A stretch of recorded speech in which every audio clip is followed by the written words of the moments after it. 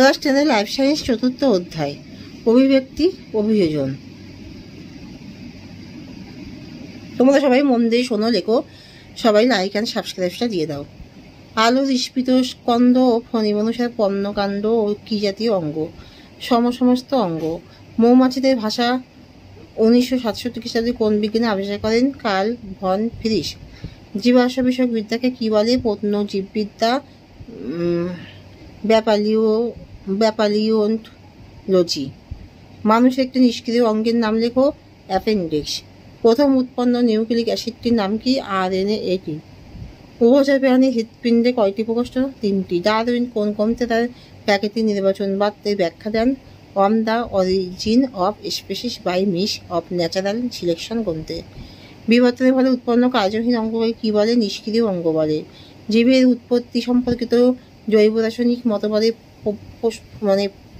প্রবক্তা কে? ওকারিন ও হ্যালডেন। বায়োজেনি কি? আদিম কোষের উৎপত্তি ও জীবনের বিবর্তনের ঘটনা। প্রাকৃতিক নির্বাচনবাদের প্রবক্তা কে? Charles Darwin.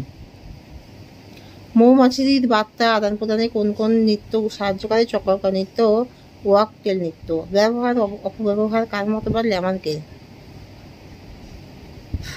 সমস্ত অঙ্গ কাকে বলে? উদাহরণ দাও। যে সমস্ত অঙ্গ উৎপত্তি ও যৌন ও গঠনগতভাবে এক কিন্তু কার্যগতভাবে আলাদা, তাদের সমস্ত অঙ্গ বলে। যেমন পাখির ডানা, মানুষের হাত। জীব বিবর্তন বা জৈব অভিব্যক্তি কাকে বলে? যে মন্থর অথচ গতিশীল প্রক্রিয়ার মাধ্যমে পুরোপুরি অর্থাৎ উদংশীয় সরল জীব থেকে নতুন ধরনের অবহেলিত জটিল জীবের উদ্ভব ঘটে, তাকে জীব বিবর্তন বা জৈব অভিব্যক্তি বলে। 2টি জীবান্ত জীবাশ্ম উদ্ভিদের উদাহরণ দাও।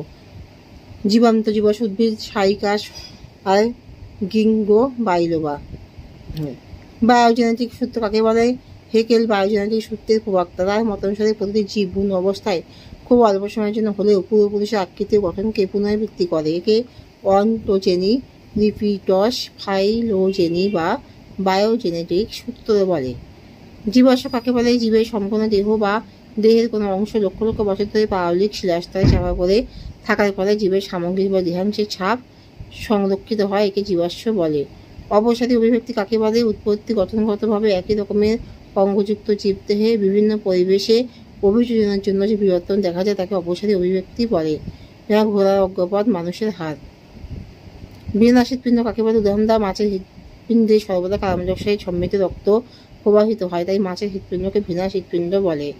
জীবান্ত জীবাশ্ম কাকে বলে? যে সকল জীব বহু বছর ধরে কোনো রকম পরিবর্তন ছাড়াই পৃথিবীতে বেঁচে আছে অথচ তাদের সমসাময়িক ও সমগোত্র জীব অনেক আগেই পৃথিবী থেকে বিলুপ্ত হয়ে গেছে, তাদের জীবান্ত জীবাশ্ম বলে। এখানেই শেষ করলাম।